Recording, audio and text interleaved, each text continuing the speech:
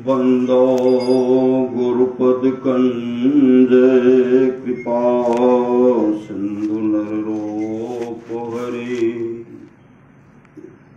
महामोह तुम तुंज जासु बचने रवि कर निकरा धन धन सतगुरु सुखदा महिमा कही न जाए जो कुछ कहो तुमरी कृपा मौते कछु नो बसाए। और व्यक्त रूप में प्रातः स्मरणीय अनंत श्री विभूषित परम पूज्यपाद सदगुरु महाराज की चरणों में कोटि कोटि नमन। विशिष्ट गुरुजन उपस्थित सत्संग प्रेम महानुभावों, माताओं एवं बहनों, सभी के अंदर में बैठे हुए परमात्मा को कोटि कोटि नमन। अभी हम लोग सत्संग में बैठे हुए हैं। अभी हम लोग सत्संग में बैठे हुए हैं। करिए नित सत्संग को बाधा सकल मिटाए। करिए नित सत्संग को बाधा सकल मिटाए। यह अवसर फिर ना मिले दुर्लभ नर्तन पाए।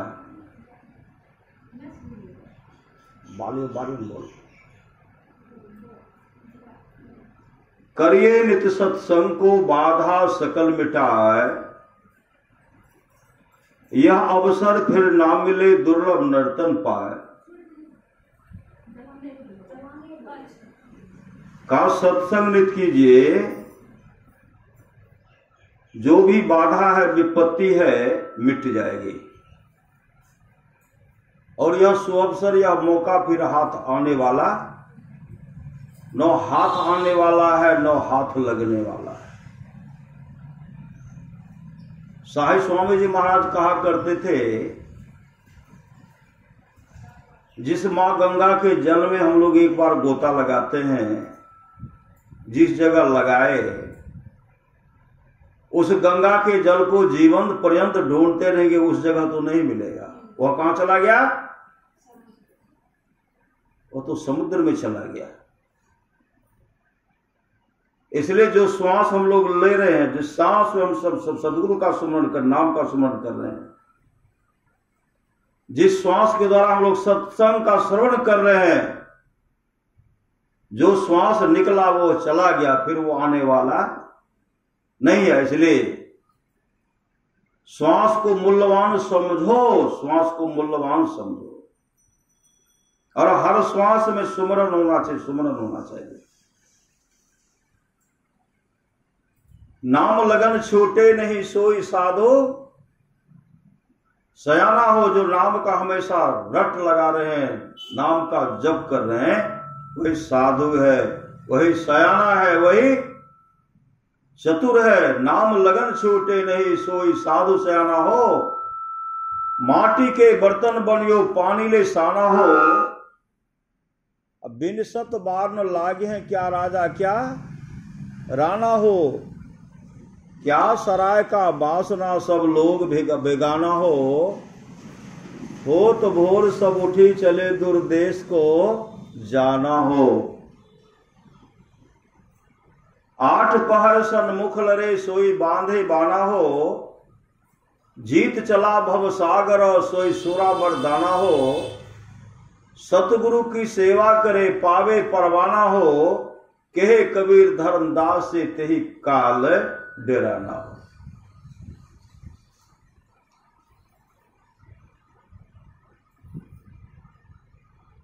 अमर मुनि का उपदेश है 100 काम को छोड़ करके स्नान करना चाहिए। राजगीर में अमर मुनि का आश्रम है, वहां लिखा, वहां गए थे, पढ़े थे।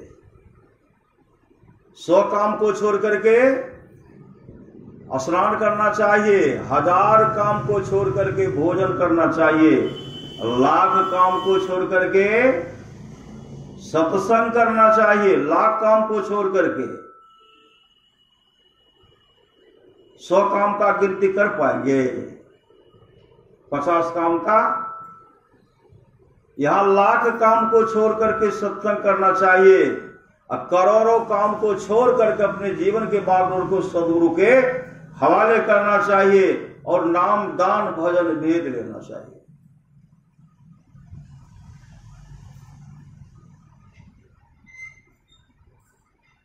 भगवान बुद्ध एक ब्राह्मण के यहां जब उधर जाते थे उन्हीं के यहां भोजन करते थे। गरीब ब्राह्मण उन्हीं के हाथ से उन्हीं के यहां भोजन करते थे, और दूसरे के यहां नहीं खाते थे। बहुत राजा महाराजा सेठ साहूकार के मन में वो आप तो देखते हैं महान संत सदगुरु हैं, और आप उस ब्राह्मण के यहां जाकर के भोजन करते हैं। आपका अच्छा ढंग से तो व्यवस्था भी नहीं कर पाते, फिर भी वहां खाते हैं। यह जो खाते हम लोगों को अच्छा नहीं लगता, मेरे यहां भोजन कीजिए। मेरे यहां भोजन क्यों नहीं करते हैं? उस गरीब ब्राह्मण के यहां क्यों जाते हैं? और हम लोग को भगवान कष्ट तब होता है जब वह आपको कहता है बेटा, पुत्र कहता है, हमको बहुत कष्ट होता है। आप भगवान, आप राजा सुद्धोधन के पुत्र हैं। कौन नहीं जानते हैं कि आप राजा सुद्धोधन के पुत्र हैं? और वह ब्राह्मण कहता है पुत्र, हम लोगों को बहुत बड़ा दुख होता है। धर्म सभा में चर्चा होती, विशाल सभा में वह कहते हैं पुत्र, तो हमको बहुत बड़ा दुख होता है। भगवान बुद्ध ने कहा देखिए राजन, उस ब्राह्मण और ब्राह्मणी के साथ मेरा 1500 जन्मों का संबंध है। 1500 जन्मों का संबंध है। 500 जन्मों तक वे मेरे माता पिता रह चुके हैं। 500 जन्मों तक मेरे माता पिता रह चुके हैं। 500 जन्मों तक मेरे बड़े बाबू बड़ी मां बनकर के रहे हैं। 500 जन्मों तक मेरे चाचा चाची के रूप में रहे। क्या 1500 जन्मों को इसी जन्म में समाप्त कर दो? यह श्रद्धा प्रेम है। श्री सद्गुरु सबकी आंखें खुल गई। यह तो श्रद्धा प्रेम है।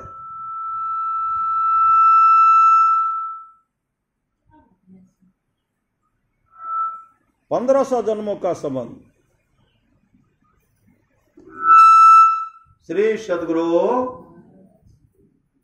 1500 जन्मों का संबंध को मैं तोड़ दूं या छोड़ दूं? सब भगवान बुद्ध के आगे हाथ जोड़ लिए, हाथ जोड़ लिए।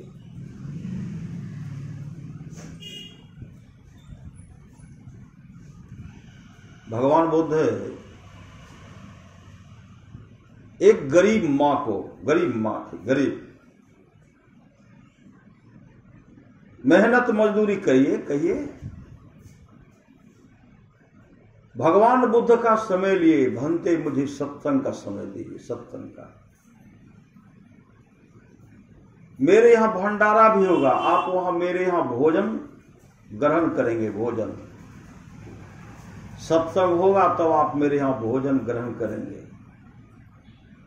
भगवान बुद्ध से वह माता बहुत पहले सत्संग का समय ले लिए, अब भगवान बुद्ध उनको सत्संग का समय दे दिए। जब राजा बिंबिसार को पता चला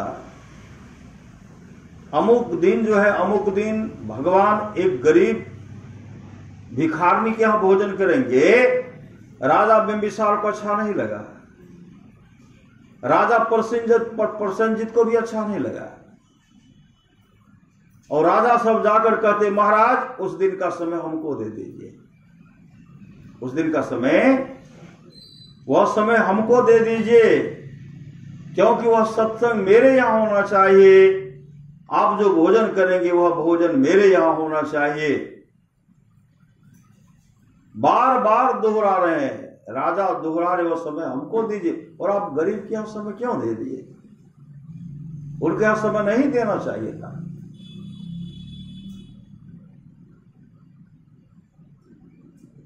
राजा बहुत आग्रह करते हैं कि उनको सत्संग का समय वहां छोड़िए, मत दीजिए, उनको कैंसिल कर दीजिए। श्री सद्गुरु हमको दे दीजिए। भगवान बुद्ध ने कहा राजन, हम तो सत्संग का समय उस मां को दे दिए, उस मां को, और जिस मां को हम सत्संग का समय दिए हम दूसरे को दे नहीं सकते। राजा के मन में हुआ वह बूढ़ी है, गरीब है, भिखारनी है, उसको जो कहेंगे उसको मानना पड़ेगा, जो कहेंगे मानना पड़ेगा। वहां सिपाही को भेजते हैं और वहां जाकर के कहते हैं कि उनसे कहो कि वह सत्संग का समय हमको दे। भगवान बुद्ध मेरे यहां आएंगे, मेरे यहां भोजन होगा। भगवान बुद्ध उनके यहां नहीं जाएंगे, वह समय हमको दे दे। सिपाही जैसे गए, वह मां का नहीं, सत्संग तो मैं कराऊंगी, अब भोजन का व्यवस्था मैं कर लिया, भगवान मेरे यहां भोजन करेंगे। सिपाही गए, उनके बात को नहीं माने, मंत्री गए, उसके बात को नहीं माने। राजा खुद गए और कहते हैं यह सत्संग का समय हमको दे दो, मेरे यहां सत्संग होगा, हम भगवान को भोजन कराएंगे। वह बूढ़ी मां कहने लगी सत्संग का समय जो भगवान हमको दिए हैं वह सत्संग मैं कराऊंगी, मैं अपने हाथों से भगवान को भोजन कराऊंगी। देखिए किसी तरह का प्रलोभन देना शुरू किए, तू जितना धन लेना चाहते ले ले, लेकिन यह सत्संग का समय मुझे दे दे। इतना तक किसी धन को स्वीकार करने के लिए मां तैयार नहीं हुई। राजा कहते मैं तुमको समूचा पूरा राज दे दूंगा, लेकिन वह सत्संग का समय दे दो। कहा नहीं दूंगी, नहीं दूंगी, नहीं दूंगी। और उसी दिन राजा प्रसन्नजित सत्संग का महत्व समझे कि सत्संग का महत्व क्या होता है। आज श्रद्धालु के यह जो इस मां के पास तमाम राजपाट जो है फेंका है सत्संग के सामने, सत्संग के सामने तमाम राजपाट को यह ठुकरा दिया। लेकिन मैं इतने दिन तक सत्संग का महत्व नहीं समझ रहा था, और उस समय वह राजा उस मां के सामने हाथ जोड़ लिए। तो भगवान बुद्ध वहां आकर के सत्संग किए। ये सत्संग का महत्व है। अगर इस तरह का सत्संग का महत्व नहीं होता तो भगवान शिव यह नहीं कहते कि गिरजा और संत समागम समन लाभ कछुआन बिनु हरि कृपा न होय सो गावहि वेद पुराण। हे गिरजा, संतों की संगति के समान दूसरा लाभ नहीं है। बिनु हरि कृपा न होय सो गावहि वेद पुराण। आप लोग जानते होंगे राजा जनक के राज दरबार में बराबर सत्संग होते रहता था। जब भी सत्संग होता था, जब तक राजा जनक सत्संग उपस्थित नहीं होते थे तब तक सत्संग प्रारंभ नहीं होता था, सत्संग शुरू करते ही नहीं थे। जबकि सब बैठे, सन्यासी सब बैठे हुए, सत्संग प्रारंभ करते ही नहीं थे। शिष्य सब के मन में हो गया, शिष्य सब जो है सन्यासी सब के मन में हुआ। कुछ लोगों के मन में हुआ कि साधु बाबा भी, गुरुदेव भी भेदभाव रखते हैं। श्री सद्गुरु भेदभाव रखते हैं कि हम लोग आते हैं तो सत्संग शुरू नहीं करते हैं, राजा जनक जब आते हैं तो सत्संग शुरू कर देते हैं। यह तो गुरुदेव के मन में है कि यह राजा है, राजा को सत्संग सुनाना चाहते हैं। इस तरह का भेदभाव नहीं रखना चाहिए। मन में सोच रहे हैं, कहीं कहीं बोल भी दिए। अंतर्यामी सदगुरु तो सब जानते थे। संजोग से एक दिन की बात है, सब सत्संगी सन्यासी बैठे हुए थे, राजा जनक भी बैठे हुए थे। एकाएक योग बल से संत सदगुरु क्या कहते, योग बल से जंगल में आग लगा दिए। आप लोग कई बार इस प्रसंग को सुने होंगे। श्री सदगुरु जंगल में आग लगा दिए। जब जंगल में आग लगा दिए तो आग का लपट से महल को उड़ा रहा। उधर से खबर करते हैं श्री सदगुरु, अंदर से खबर करते, महाराज जंगल में आग लग गई है, आग का लपट जो है इधर आ रही है। जंगल में आग लग गई है, आग का लपट इधर आ रही है। उसी समय जो भी सन्यासी थे सब उठ करके भाग गए, एक को सन्यासी नहीं बचे। श्री सदगुरु कहां चले गए? अचला कोपिन लंगोटी को बचाने के लिए। अचला कोपिन को लंगोटी को बचाने के लिए गए। कहीं झोला रखा होगा, ले लिया हाथ में, भागूंगा। श्री सदगुरु फिर कुछ देर के बाद कहते, महाराज राजमहल के अंदर आग प्रवेश कर गया है। तब तो लोग लेकर के जाके दूर में खड़े हैं, इधर आएगा तो भागेंगे। श्री सदगुरु लेकिन याज्ञवल्क्य जी महाराज प्रवचन कर रहे हैं। फिर कहते, महाराज जिस महल में आप निवास करते हैं उस महल में आग प्रवेश कर गई है। इतना सुनने के बाद संत सदगुरु प्रवचन करना बंद कर दिए। राजा जनक कहते हैं, गुरुदेव प्रवचन को क्यों बंद किए, सत्संग को क्यों बंद किए? इस राजमहल को एक न एक दिन राख होना ही तो है। इस राजमहल को एक न एक दिन राख होना ही है, लेकिन सत्संग दोबारा नहीं मिलेगा। इसलिए सत्संग प्रारंभ कीजिए। श्री सदगुरु सत्संग बंद मत कीजिए। वो तो संत सदगुरु योग बल से आग लगाए थे, आग शांत हो गई और प्रवचन शुरू हो गया। तब कोई हपस रहे, लंगोटी हाथ में झोला लेकर के हपस रहे। श्री सदगुरु तब संत सदगुरु कहते, बताओ सत्संग का सच्चा अधिकारी कौन है? राजा जनक की तुम लोग बताओ। सत्संग का सच्चा अधिकारी कौन है? राजा जनक की तुम लोग। सारे के सारे सन्यासी लज्जित हो गए, अपने सिर को झुका लिए। श्री सदगुरु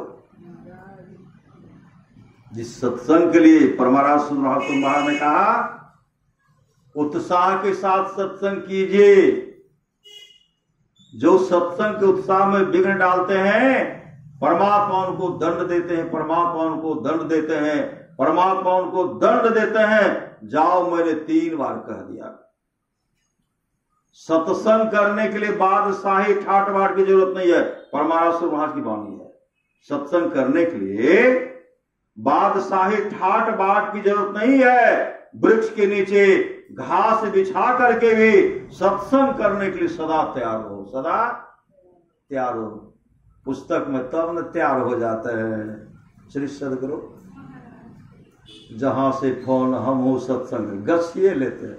बहुत आदमी कहते बाबा ला ऐसे फालतुए तो नहीं है। श्री सदगुरु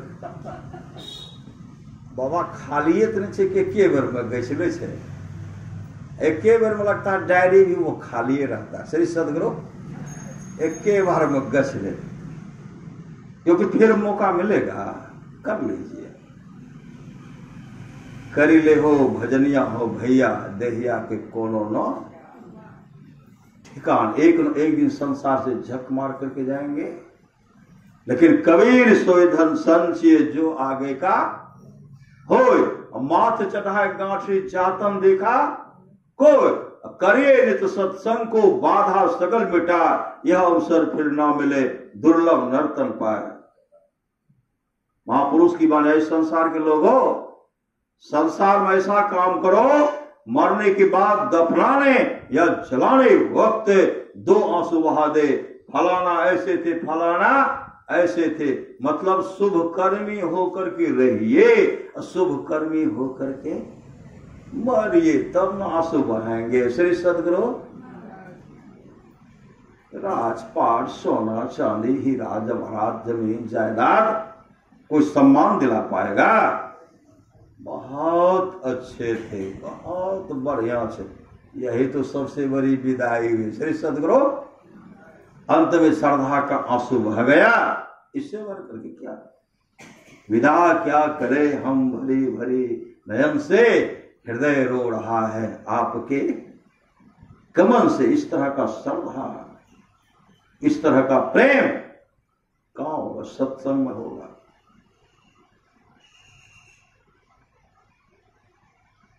और महाराज सुध महाराज के पास से एक भक्त आए सत्संग कराने के लिए। गुरुदेव अपने निवास में थे, संसेवा थे और सब थे। वो सज्जन कहते हमें जैसे सत्संग करेंगे, तो शरीर पर वस्त्र देखते अच्छा ढंग का वस्त्र नहीं है। श्री सदगुरु अच्छा ढंग का वस्त्र नहीं है, कैसे सत्संग करेगा? इससे सदी सत्संग सपरेगा। कहते गुरुदेव को समय नहीं है। कहते हमको मिलने के लिए दीजिए ना, हम कराना चाहते हैं। तो क्या कहते हैं? उनके साथ बहुत सन्यासी सब जगह, कितना घर है, मकान कैसा है? श्री सदगुरु मकान कैसा है, जहां रखेंगे वह कैसा है, व्यवस्था कैसा, जगह कितना, कैसे कैसा है, कई ठो घर है? तो क्या कहते? एक के घर है। श्री सदगुरु एक के घर है, उस घर में कौन सब रहता है? कहते हम सब परिवार मिलकर के, हम सब परिवार मिलकर के रहते हैं उसमें। हम परिवार सब मिलकर के रहते, परिवार भी रहते हैं, बाल बच्चे रहते हैं, और सब क्या है? कहा एक गाय भी है। गाय कहाँ रखते हैं? गाय को उसी में रखते हैं। जलावन कहाँ? उसी घर में रखते हैं। घास जो कुट्टी कहाँ रखते हैं? तो कहा उसी में रखते हैं। और चूल्हा कहा? चूल्हा भी उसी घर में है। कहा नहीं होगा सत्संग, जाइए। उनको निकाल दिए। गुरुदेव सुन रहे थे। जब गुरुदेव सुन रहे थे, जब निकल के चले गए, गुरुदेव कहते कौन था? उसको जल्दी से बुलाइए। सदगुरु कह रहे बुलाए तो नहीं बुलाएंगे, उनको बुलाए। गुरुदेव कहते कहाँ आए थे? प्रणाम करते कहते गुरु हुजूर सत्संग करवे ले चाह रहे थे। क्या हुआ? ये सब क्या कहा? तो पूछे क्या टा मकान छ? हम कहले हमरा मकान नहीं है, केटा घर है। अब गुरुदेव तो सब सुन रहे थे, और उन्हीं के सामने कहते एक घर है, हाँ उसी में सब कुछ है। हाँ कहा जब उसी में सब कुछ है तो एक काम कीजिए, बगल में कोई जगह है सार्वजनिक स्थल? हाँ हुजूर है। चौकी कोई देगा? चौकी आपके चौकी तो नहीं है, कोई देगा चौकी? हाँ हुजूर हम ऊपर कर लेंगे। कब के नहीं होगा तो जमीन पर अच्छा ढंग से बिछा दीजिएगा, आपके हम सत्संग करेंगे, आपके यहाँ सत्संग करेंगे। जाइए आप व्यवस्था कीजिए, जाएंगे। और कुछ व्यवस्था नहीं करना है। खाने का व्यवस्था हम लोग सब यहाँ सब लेके जाएंगे, कुछ व्यवस्था नहीं करना। नहीं हुजूर कुछ तो खाइए पड़ते। कहा जाइए आप व्यवस्था कीजिए। वो चले गए। गुरुदेव कहते हैं शमशेर जी, अमीरों के यहाँ सत्संग होगा, गरीब के यहाँ सत्संग नहीं होगा। मेरा श्रद्धालु, मेरा भक्त किस किस रूप में है, और उनको वापस कर दी। क्या उनके यहाँ सत्संग नहीं होगा? वृक्ष के नीचे घास बिछा करके भी सत्संग करने के लिए सदा तैयार नहीं है। वहां गए, जैसे गए तो व्यवस्था तो जहां था स्कूल में, विद्यालय में रखे थे, सब व्यवस्था में, भोजन का जो व्यवस्था, 5 किलो सत्तू पिसा लिए थे श्री सदगुरु। देखते हैं कहीं चूल्हा नहीं जल रहा है। गरीबी थी श्री सदगुरु। क्या वो गरीबी समय भी है? वो गरीबी जीवन अभी नहीं है। 50 वर्ष जो समस्या था, 60 वर्ष जो पहले समस्या था, वह दिक्कत है किसी के पास? किसी के पास नहीं। और उसी समय सब देख रहे हैं, इधर चूल्हा नहीं होना, चूल्हा कहते खेबे गैसो सिलेंडर तो तब तक उस समय नहीं चलता था। कहीं कहीं होगा तो होगा श्री सदगुरु, कहीं कहीं होगा तो होगा। और उसी समय देखते हैं कहीं चूल्हा नहीं। सत्संग समाप्ति के बाद गुरुदेव कहते हैं, हे योग श्री सदगुरु, सत्संग छोड़ के जाएंगे तो प्रसाद कोई नहीं खाएंगे। श्री सर कोई नहीं। सत्संग से बढ़कर के कुछ है कहा नहीं जा सकता। इसलिए सत्संग छोड़ के जाएंगे और जिनका प्रसाद होगा उनका प्रसाद कोई नहीं खाएंगे। श्री सत्संग शासन चलेगा ऐसे गुरुदेव को? नहीं, एकदम नहीं। श्री सदगुरु कुछ लेट नहीं बोले, मारती कर दो। श्री सदगुरु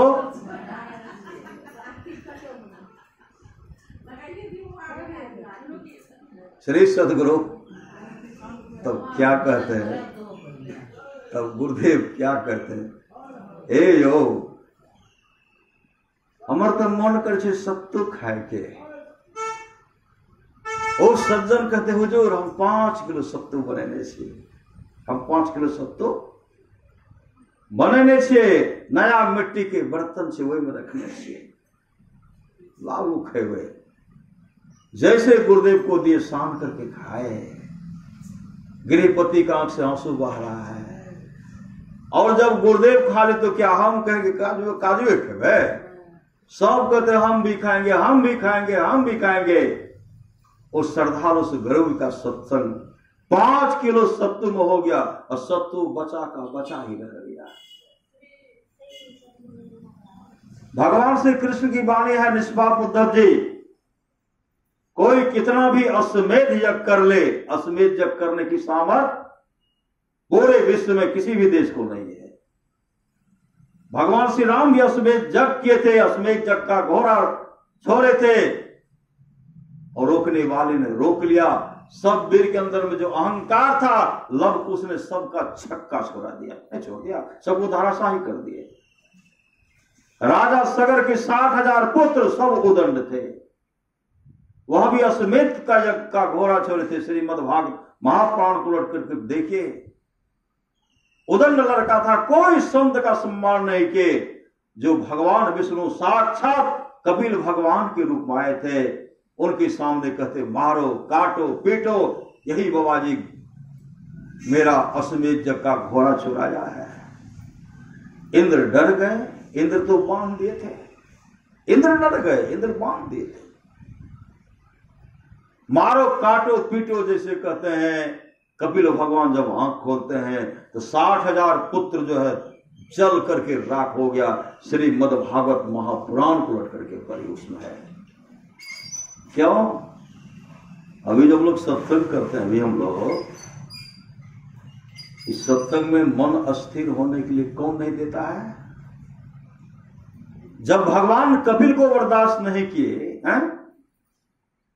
ऐसे ऐसे महारथी, ऐसे ऐसे महापुरुष को जो बर्दाश्त नहीं किए, क्या हम लोग को बर्दाश्त करेंगे?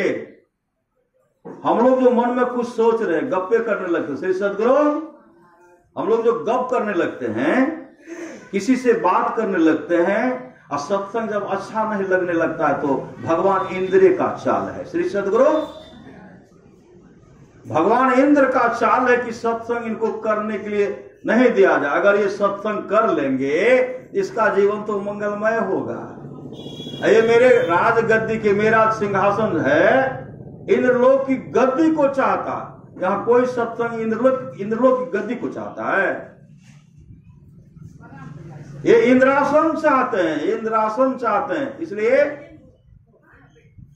ये इंद्रासन चाहते हैं, इंद्रलोक की गद्दी चाहते हैं। इसलिए क्या करते हैं, मन में जो है श्री सदगुरु मन जो है मन को अस्थिर होने के लिए नहीं देता है।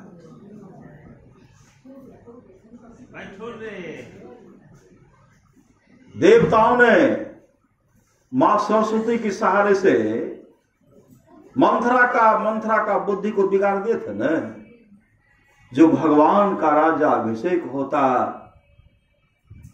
देवता ने अपना कुचक्र चलाया। दुष्ट देवताओं ने, जिनको राज सिंहासन पर बैठना था, सुबह हुआ बलकल वेश धारण कर करके जंगल जाना पड़ा। जिस जगत जननी मां को, जो मुलायम बिछावन पर हमेशा रहते, कुचक्र ऐसा देवता ने कुचक्र चला, उनके शरीर पर जो सुंदर आभूषण जो भी था सब उतार लिया। नहीं उतार लिया, पैदल चलना पड़ा। समय बड़ा बलवान रे पगले, समय बड़ा बलवान रे। तो परमारास महाराज कहते उत्साह के साथ सत्संग कीजिए, और सत्संग करने के लिए सदा तैयार रहिए। जो आरती करके चले जाते हैं, गुरु महाराज कहते हैं जो आरती करके जाते हैं उसका पूरा सत्संग होता है, और जो आरती नहीं करे उसका कैसा होगा, अधूरा होगा। हम नहीं करे, गुरुदेव की वाणी है, श्री सदगुरु महापुरुष की वाणी। सत्संग को पूरा करके अब खाली हाथ नहीं धोएंगे और दौड़ करके भगवान को प्रणाम कर पाएंगे? करेंगे? क्यों नहीं करेंगे? करेंगे। ये कर लगे, हिम्मत नहीं होगा कि गुरु महाराज के शरण के कहना छूलिए। सत्संग का श्रवण कर लिए, आरती छोड़ दिए। श्री सदगुरु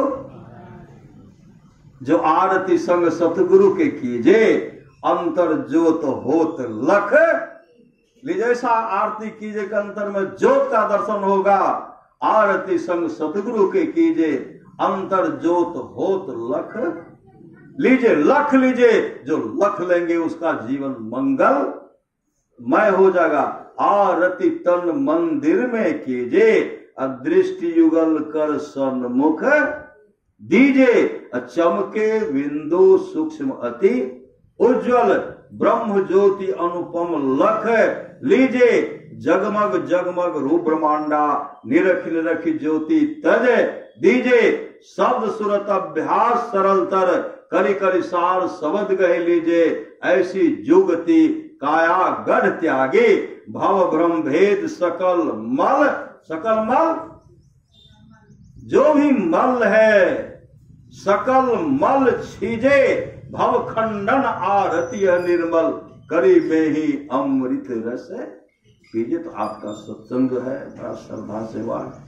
इसी तरह सत्संग नित और ध्यानित करते रहिए, यही लोक परलोक मंगल में होगा। परमरास महाराज कहते हैं जो लोग बहुत दिनों से सत्संग करते आ रहे हैं, अभी कर रहे हैं, आगे भी करेंगे, वे सभी महासुख के भागी होंगे। महासुख चाहते तो सत्संग कीजिए। श्री सदगुरु अपराह्न कालीन भी सत्संग होगा, शिलाजी दी के द्वारा, सुपाल भाव के द्वारा होगा। और सत्संग में आप लोग सादर आमंत्रित हैं, और सत्संग की पहचान होगी एक नंबर। श्री सदगुरु छोड़ करके लाख जग है, उसमें भी अगर समय निकाल करके आ गए तब आपका वह भी जग सफल होगा। सब कोई देखेंगे थोड़े, जाते हैं डेरा पर चुपके चाप आ जाएंगे, 1 घंटा 1.5 घंटा तो सत्संग करना। अपराह्न कालीन में पूरा सत्संगी का पहचान होगा। श्री सदगुरु प्रातः कालीन सत्संग में जो 1 नंबर का सत्संग है वही आते हैं, 1 नंबर का। अपराह्न में 1 नंबर का सत्संग, जो 1 नंबर का वही है, और जो नहीं है 1 नंबर का आ लिए 1 महीना के बाद। श्री सदगुरु इसलिए बराबर सत्संग कीजिए। वाणी के द्वारा, विचार के द्वारा अगर किसी को ठेस पहुंचा हो, श्री सदगुरु श्री सदगुरु तो श्री सदगुरु इसलिए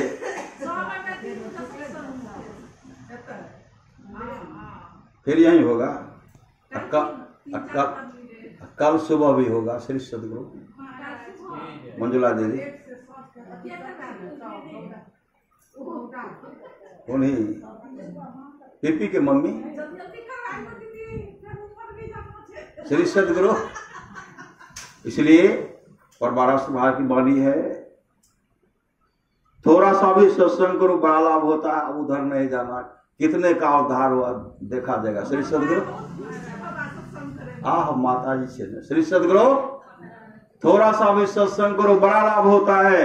जितना लाभ की बहुत धन के मिलने, बहुत विद्या के पढ़ने से होता, उतना लाभ सत्संग से होता है। नित्य नियमित ढंग से सत्संग करो। सत्संग से खाली कोई मत रहो। अभी अमृत की वर्षा हुई, अध्यात्म ग्रंथ का सार ज्ञान कह दिया। जिसको याद रहा उसको अमृत मिला, जिसको याद नहीं रहा उसने अमृत को खो दिया। जैसे देखते हैं आप लोग राजा परीक्षित, जब सत्संग प्रारंभ होने वाला था, भगवान इंद्र क्या के अमृत का कलश लाए, अमृत का घड़ा भर के आए और सामने में सदगुरु के सामने, सुखदेव मुनि के सामने रख करके कहते हैं, गुरुदेव यह अमृत का कलश है, यह अमृत है। राजा परीक्षित को अमृत पिला करके अमर कर दीजिए, उसके बदले में हमको सत्संग सुना दीजिए, हम देवताओं को सत्संग सुना दीजिए। इस तरह जो देवराज इंद्र कहते हैं, सुखदेव मुनि से मुंह फेर लेते हुए कहते हैं, देवता भी इतने स्वार्थी हैं, सत्संग से बढ़ करके कुछ है कहा नहीं जा सकता। भगवान श्री राम ने कहा, भगति स्वतंत्र सकल सुख खाने, बिनु सत्संग न पावे प्राणे। भगवान शिव ने कहा, धन घरे सोई जब सत संगा, धन जन्म दुज भगत यवंगा। जैसे सुखदेव मुनि से मुंह फेरते हैं, राजा परीक्षित कहते हैं, गुरुदेव हमको अमर होना नहीं है, हमको सत्संग सुना दीजिए, हमको सत्संग सुना दीजिए। इस बात को सुनकर देवराज इंद्र बहुत लज्जित हुए। देवता सब लज्जित होकर के मुंह को इसे छिपा लिए। और सत्संग जब प्रारंभ हुआ, 7 दिन तक सत्संग सुने, और सत्संग जब सुने तो राजा परीक्षित मोक्ष को प्राप्त किए। मोक्ष, इसलिए मोक्ष का मतलब होता है दुख का अंत हो जाना, रोना धोना समाप्त हो जाएगा। श्री सदगुरु, लेकिन अंतर पथ चालो प्रभु को पालो, पूरा काम होगा। बोलिए प्रेम श्री सदगुरु महाराज की जय। संत कबीर साहब की वाणी है कि हे कबीर हम कहवे करवे, नहीं मानते थे हम की करवे। जो सुनेगा उसी का न जीवन बनेगा। चाहे डांट हो, फटकार हो, और सुन लिए तो लाभ किनको होगा? हमको होगा। श्री सदगुरु, हमको तो जो लाभ होना था होगा ये। श्री सदगुरु, और जो सुने उसको भी लाभ हो गया।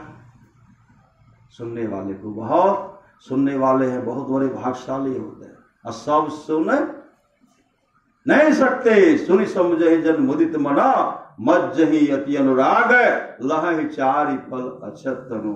साधु समाज या अपराहन काल में 1 नंबर सत्संगी का जो पहचान होगा, छोड़ करके आएंगे। श्री सदगुरु तब है श्री सदगुरु महाराज की।